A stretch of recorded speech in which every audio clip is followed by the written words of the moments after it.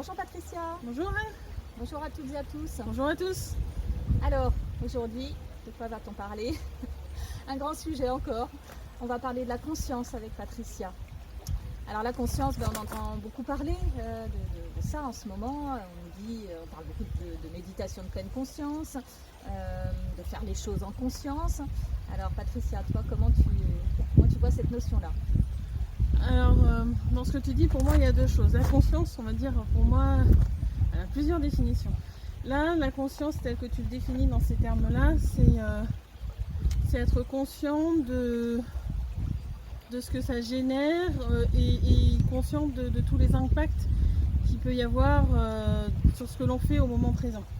C'est vraiment lié au moment présent, en fin de compte, là je suis en train de faire ça, donc si je fais ça, ça amène ça. Et puis lui, c'est respectueux ou non pour l'être qui va entrer en face, le végétal, la personne, l'objet, etc. Et donc du coup, il y a vraiment cette histoire d'être sur le moment présent, à l'écoute, aussi bien de ce que l'on va générer que ce que les autres vont générer. Et là, en fait, de ce que tu parles, c'est plus ça. Pour moi, la conscience, c'est aussi une partie d'être. Donc là, référence à la vidéo sur les parties d'être. Donc pour moi, du coup, nous, dans l'être, dans la globalité multidimensionnelle que l'on a, on a des êtres à part entière qui viennent travailler à l'intérieur de notre être. Il y en a un. Son rôle, c'est la conscience. Et à partir de là, en fin de compte, lui, il aura pour mission de, justement, entre autres, d'être attentif à tout l'environnement. Et donc du coup de pouvoir dire si ça là t'es respectueux, là t'es pas respectueux, là faudrait plutôt faire ci comme ça. Moi je sais qu'aujourd'hui par exemple, si je me balade quelque part, j'ai envie de ramasser quelque chose, ça peut être ma conscience qui me dit cet objet là il veut venir avec toi, ou cette feuille ou ce morceau de bois il veut venir avec toi, et ce sera un boulot de ma conscience, des fois en collaboration avec d'autres parties d'être. Est-ce que dans cet exemple-là, la conscience dont tu parles, c'est proche de ce qu'on appellerait l'esprit? Non. L'esprit, c'est une autre partie d'être. Après, toutes les parties d'être se côtoient. Donc, entre guillemets, elles sont proches dans ce sens-là, où on est amis, etc. Comme dans la matière, quand on est ami avec quelqu'un, on est proche plus ou moins de lui, mais on est un peu proche. Donc, dans ce sens-là, oui. Mais après, l'esprit a plus un rôle pour faire monter dans les compréhensions, qui nous permet d'aller plus loin encore dans les compréhensions du monde subtil. D'accord. La conscience, c'est quand même beaucoup plus en fin de compte terre à terre, même si on peut avoir conscience de choses dans le subtil aussi. C'est une partie de son boulot, mais après j'ai pas le droit de vous dire toutes ces missions, parce que ça c'est à chacun de conscientiser au fur et à mesure de son évolution. Mais voilà, pour moi il y a une différence entre la conscience dans l'être qui c'est, parce que pour moi c'est qui, c'est un être à part entière, et donc du coup avoir conscience de quelque chose, comme méditer en pleine conscience, c'est être pleinement à l'écoute des sensations dans notre corps, de qu'est-ce que je suis en train de ressentir à ce moment-là, qu'est-ce que ça génère, si on est en train de respirer, sentir le souffle qui va être à l'intérieur de son corps, où est-ce qu'il va aller, et là on est dans l'instant présent, qu'est-ce que ça génère et qu'est-ce que moi ça peut m'apporter. Il y en a qui parlent de méditation de pleine présence plutôt que de pleine conscience. Est-ce que ce serait plus adapté? Alors, du coup, je ne connaissais pas trop ce terme. J'ai l'impression que c'est pas exactement la même chose, dans le sens où pleine présence, alors c'est que mon impression sur le moment présent. Pleine présence, ça serait plus présence avec soi-même. Pleine conscience, tout l'environnement est présent. Par exemple, est-ce que dans la présence, quand on va expirer le souffle, est-ce qu'on va voir tout ce qu'il va y avoir au-delà du souffle quand on va l'expirer? Quand on va inspirer le souffle, est-ce qu'on va le percevoir avant qu'il arrive dans le corps? J'ai pas forcément l'impression. Je pense que c'est des petites subtilités dans ce sens-là. Enfin, en tout cas, de ce que je perçois là en ce moment dans le subtil. Pour moi, la pleine conscience, ok, j'ai donné un exemple par rapport au corps, mais il y a aussi l'environnement. Par exemple, si on se mettait à méditer ici, on a le bruit de l'eau. Et ça en fait partie. Enfin, moi, c'est l'impression que j'ai. Après, je ne suis pas spécialiste là-dedans. Je me suis très peu renseignée sur les méditations, parce qu'au final, c'est quelque chose que j'ai appris toute seule quand j'étais ado. Et d'ailleurs, ça fera l'objet d'une autre vidéo un peu plus pratique où j'ai vraiment une intuition de vous partager, moi, la méditation, une de partie d'aide qui était une de mes parties d'aide de l'époque, en fait, m'a fait apprendre la méditation à travers cet exercice-là. Donc voilà, je ne sais pas si il existe ailleurs, hein, c'est moi comme ça que j'ai appris à méditer par pure intuition, du coup, en écoutant mon être. Ok. Alors, par rapport à la conscience, souvent quand on en parle toutes les deux, moi je continue d'être étonnée, un peu moins maintenant, mais c'est vrai qu'une des premières fois où tu m'as dit mais la conscience est partout et que tu m'as parlé de la conscience du stylo, ça m'a laissé un bon souvenir. Alors, est-ce que tu peux nous en dire plus? Pour moi, c'est vraiment cette idée que il n'y a pas que l'être humain qui expérimente dans la matière. Et pour moi, tout objet, tout végétal va avoir une conscience et est là pour expérimenter des choses aussi dans la matière. Alors il n'aura pas la parole comme nous on va l'avoir dans la matière, mais il a aussi des chemins d'apprentissage. Moi, mon téléphone par exemple, il a notamment des apprentissages par rapport aux protections parce qu'il peut être amené à attaquer sur d'autres plans. Et donc du coup, il a appris à se protéger sur d'autres plans. Il a plein d'apprentissages aussi pour plein de choses en fait, mais qui vont être propres à ce qui lui constitue son corps dans la matière et ce qu'il est sur d'autres plans. Mais le stylo c'est pareil, moi ça m'est arrivé, c'est le truc un peu de dingue, ma vie de science-fiction, mon stylo ne veut plus écrire. Puis je regarde dans le subtil et j'ai fait ah oui, il y a ça qui est bloqué, je fais un petit soin énergétique, pas besoin de faire de trucs dessus et il se remet à écrire. Ben voilà, mais parce qu'il y avait des choses sur d'autres plans qui bloquaient. Et du coup, là, la conscience du stylo n'arrivait pas à gérer, n'avait pas trouvé comment résoudre le problème. Donc du coup, là, je l'ai un petit peu aidé parce que j'avais besoin de mon stylo à ce moment-là. mais voilà, pour moi, il y a vraiment, dans l'eau qui est derrière nous, il va y avoir une conscience. Dans l'arbre sur lequel tu es assis, il y a une conscience qui est acceptée, que tu t'assois dessus. Et il faut toujours demander d'ailleurs quand on fait ce genre de choses. Que ce soit une pierre, un arbre, etc. Il faut toujours demander parce qu'il a sa propre conscience, il a ses propres apprentissages. Et peut-être que lui, pour certaines raisons qui sont plus dans le subtil, ça ne va pas lui convenir si vous vous asseyez dessus ou si vous le touchez, etc. Donc c'est une question de respect aussi vis-à-vis de lui, de toujours demander. Ok, mais alors est-ce que notre conscience à nous est différente de la conscience du stylo? Pas forcément, non. C'est dans certains travaux qu'il y a eu d'hypnose régressive, il est indiqué qu'à un moment donné, on a pu vivre en tant que simple particule dans l'air ou dans un soleil, qu'on a peut-être pu être incarné dans un végétal. C'est exactement la même chose. On va juste vivre une expérience, la conscience va aller à un endroit où ça va lui permettre d'avancer sur son propre chemin. Et donc du coup, si son chemin, pour comprendre certaines choses, c'est plus adapté d'être dans un minéral ou dans un stylo, il ira dans le minéral ou dans le stylo. Là, l'expérimentation était mieux pour nous par rapport à être dans un corps de matière humain. Et dans ce cas-là, on va être dans un corps de matière humain. Pareil pour les animaux. C'est juste adéquat pour tous les apprentissages que l'on va avoir d'expérimenter avec tel corps ou tel corps. Ok. Alors une question maintenant sur l'élévation de conscience, parce que ça c'est un thème très à la mode en ce moment. On nous parle beaucoup d'élever sa conscience pour suivre un petit peu tout ce qui se passe. Alors, j'ai un peu de mal avec ce terme, dans le sens où pour moi ce serait plus avancer sur son chemin d'apprentissage, avancer dans les compréhensions qu'on va avoir dans le tout, parce que c'est pas que le subtil, c'est et la matière et le subtil. Les deux collaborent ensemble. C'est assez gênant même d'ailleurs des fois de séparer matière et subtil. Je le fais un petit peu parce que c'est vrai que pour la plupart des personnes, il y en a qui vont voir que le côté matière et donc du coup je sépare un peu pour essayer d'être compréhensible, mais en soi c'est un tout. Il n'y a pas à différencier l'un de l'autre.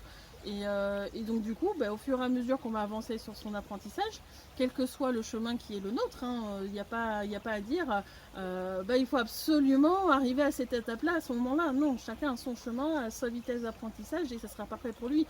Mais il faut vraiment y aller à son rythme, selon son chemin à soi.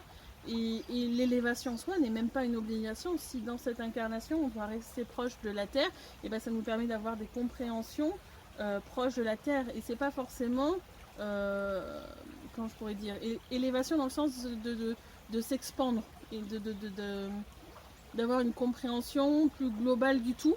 Ça peut être une compréhension plus poussée sur un élément donné aussi. Donc en fait, le côté élévation de conscience, moi, me paraît un peu bizarre. Ben, il me semble que souvent c'est rapproché de la notion d'éveil. Plus on serait à un haut niveau de conscience, plus on s'approcherait de l'éveil. Ouais, alors c'est encore un terme, moi, qui me pose beaucoup de questions. Je trouve que c'est un peu un terme un peu fourre-tout, où quelqu'un va dire « Ah ben j'ai conscience de ça, donc je suis éveillé ». Et là, du coup, tu vas me dire « Mais dans ce cas-là, c'est quoi l'éveil ?» Moi, pour moi, quelqu'un qui est éveillé, c'est quelqu'un qui va développer, en fin de compte, son discernement, qui va être capable de vérifier la qualité de l'information, la qualité de l'intention qui est en face, faire appel aux lois.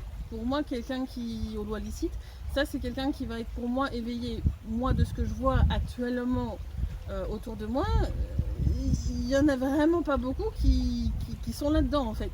Il y en a beaucoup qui se pensent éveillés et qui ne le sont pas, d'après mes critères à moi. Mais est-ce que ça veut dire pour autant qu'eux ne sont pas éveillés ? Je sais pas. Donc du coup, c'est compliqué de dire l'éveil, c'est ça. Il n'y a pas de définition propre de l'éveil. Mais est-ce que ça a quelque chose à voir avec le niveau de conscience ? D'abord, est-ce qu'il y a plusieurs niveaux de conscience ? Oui et non. C'est-à-dire que sur ton chemin d'apprentissage, tu vas avoir des paliers, entre guillemets, où si tu arrives à atteindre ces apprentissages-là, tu vas avoir une compréhension plus poussée par rapport à ce que toi, tu devais avoir. Donc à partir de là, oui. Mais est-ce que ça va être la même chose que ton voisin ? Pas forcément. Donc du coup, c'est propre à chacun. Et donc du coup, dans ce cas-là, comment donner une définition globale de niveau de conscience ? C'est compliqué. C'est très compliqué. Donc dire ça c'est égal à ça, alors qu'en fin de compte la définition et de niveau de conscience et de niveau d'éveil est différente par rapport à chacun, faudrait quelque chose de plus global en fin de compte pour dire que c'est équivalent. Enfin, pour moi c'est trop particulier pour dire ça. Okay. Mais après, bon, c'est par rapport à ma propre définition de ces termes-là, de ce que je perçois sur le moment présent. Peut-être que dans le futur, ça va être amené à changer. Ma vision, c'est tout à fait possible. Moi, c'est en fonction de moi, ce que j'ai pu expérimenter, de ce que je comprends aujourd'hui. Okay, mais c'est vrai qu'on a l'impression que certaines personnes affirment avoir un plus haut niveau de conscience que d'autres, ou en tout cas se considèrent... je trouve que dans ce cas-là, il y a un gros ego derrière. Moi, c'est ce que je ressens au moment où tu me parles en tous les cas. Ouais. Mais on entend beaucoup parler d'élever sa conscience quand même. Mais moi, j'irais avancer sur son chemin d'apprentissage. Ok, mais élever sa conscience, tu vas pas la forcer à monter, c'est pas possible. C'est comme élever le taux vibratoire. Tu vas élever naturellement ton taux vibratoire au fur et à mesure où tu vas avancer sur ton chemin d'apprentissage. Mais parce que tu vas rigoler, tu vas le monter de quelques points selon les échelles de mesure. Tu vas le monter de quelques points, oui, mais ça va redescendre juste après. Et en quoi est-ce que c'est quelque chose qui est bien au final ? C'est pas quelque chose qui est stable. Or, plus tu vas augmenter, tu vas avancer sur ton chemin d'apprentissage, plus en fin de compte, tu vas asseoir tout ce que tu as acquis et qui va te donner, en fin de compte, entre guillemets, plus de conscience de ce sur quoi tu es supposé travailler, plus de conscience, une meilleure stabilité aussi de ton être, donc en fin de compte, un taux vibratoire qui va être plus élevé, et plein de choses comme ça, en fin de compte. Mais c'est vraiment lié au chemin qui est le tien. Qui va être propre, et pour ça il faut s'écouter soi. Comme toujours. C'est la base de tout pour moi. C'est moi ce qui m'a permis de grandir. Moi aujourd'hui je prends conscience de ah tiens, je faisais ça quand j'étais ado. J'en avais absolument pas conscience à ce moment-là, et pourtant j'étais extrêmement avancée, mais j'étais vraiment, on va dire, à l'heure entre guillemets, parce qu'il n'y a pas vraiment de notion d'heure, sur les apprentissages que j'avais à faire. Je suis vraiment blanche. Donc il n'y a pas pour moi de choses ou de notions complètement définies à l'avance à ce niveau-là. La conscience, c'est être sur le moment présent et de percevoir les choses en fonction de ce que nous, on doit apprendre et de ce que l'on est à l'instant présent. Et c'est aussi une partie de l'être qui est là pour travailler et pour nous donner des indications par rapport à tout ça. Et son rôle, c'est de nous faire avancer justement dans la conscience. Très bien, merci. Alors, si on a encore quelques petites minutes, hein, j'aimerais bien qu'on parle de On est à 15. comment on peut être comment on peut développer nos prises de conscience, comment on peut développer le fait de conscientiser, mettre de la conscience sur les choses. Pour moi, c'est avec son oui et son non. Comme souvent je l'ai dit, il y a une vidéo qui indique comment moi je fais pour avoir le oui et le non. Et pour ça, il y a plein de méthodes différentes. Hein. Il n'y en a pas une à exclure plus qu'une autre. C'est celle qui va être la plus adéquate pour nous, voire une ou plusieurs. Hein. Et en fait, à partir de son oui et son non, après, si on a d'autres capacités qui permettent d'entendre ou autre, c'est bien. Demander à avoir des réponses qui soient exemptes de corruption, parce que moi, personnellement, j'ai conscientisé toutes les corruptions qu'il y a eu depuis que je suis toute petite, et c'est quand même assez énorme, où on a vraiment voulu me détourner de mon chemin de vie et tout. Et donc, pour moi, c'est son oui et son non, demander à avoir des réponses qui sont exemptes de corruption, et puis être à l'écoute de l'instant présent.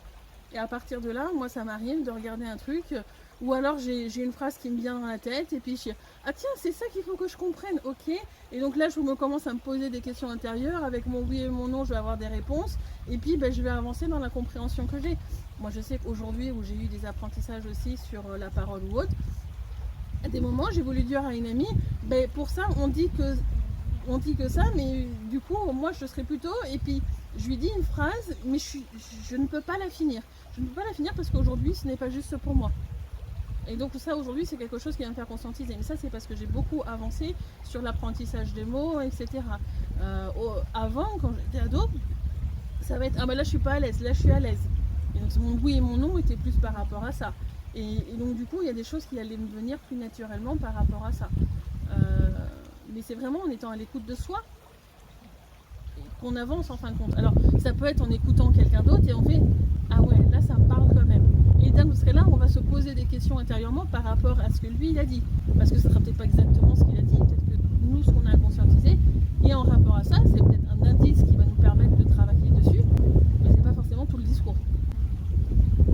Comme là, peut-être que tout ne vous parlera pas dans ce que je suis en train de dire, et ça sera juste pour vous, et c'est ce qui va vous permettre à vous de conscientiser. Donc à partir de là, dans l'expérience, dans la matière, il n'y a pas de vérité absolue. Donc à vous d'avancer sur vos chemins.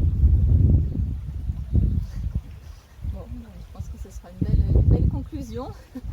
Merci Patricia. Merci et Anne. puis on se retrouve très bientôt pour d'autres thèmes. À bientôt, au revoir. Au revoir.